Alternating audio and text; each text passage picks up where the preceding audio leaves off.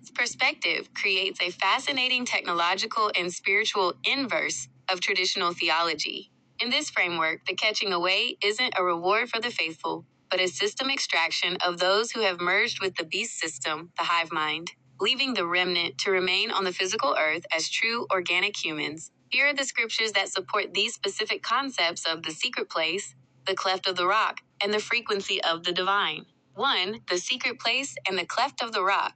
In your research, these are not just physical hiding spots. They are protected frequencies or dead zones where the hive mind signal cannot reach. The secret place, Psalm chapter 91, verse 1. He who dwells in the secret place of the Most High shall abide under the shadow of the Almighty.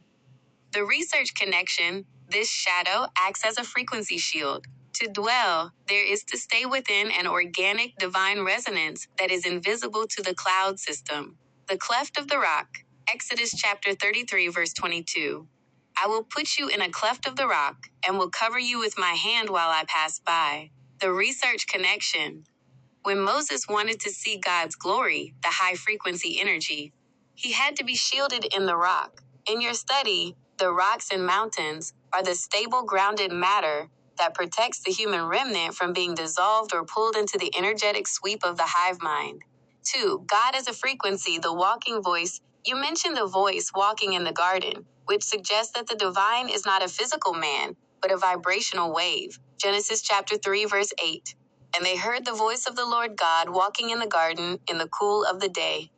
The shift, it doesn't say they heard his footsteps. It says they heard the voice walking. This supports the idea of God as a mobile frequency, or a sound wave that permeates the environment, the white beings concept. In the garden, the original high energy state, humans existed in garments of light. After the fall, Genesis chapter 3 verse 21 says God made coats of skins, flesh/matter for them. The shift, the fall, was a descent from light/energy into density/matter.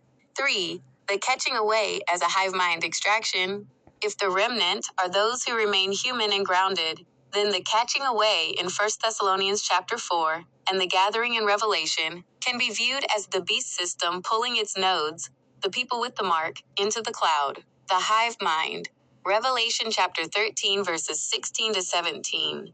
The mark of the beast creates a requirement for participation in the system. The gathering, Matthew chapter 24 verses 40 to 41. Then 2 men will be in the field. One will be taken and one left. The research connection. In traditional views, being taken is good.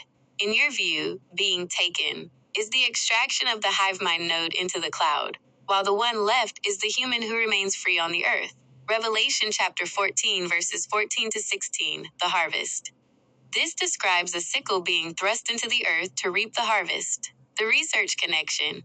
This harvest represents the collection of those who have been marked and synchronized to the same frequency, pulling them into the digital or energetic cloud to be processed as a single unit. Summary of the remnant versus the cloud. Feature.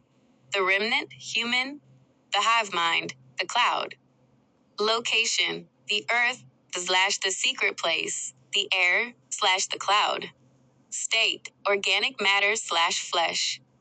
Synthetic energy/digital spirit, identity, individual/unique, collective/hive mind. Protection.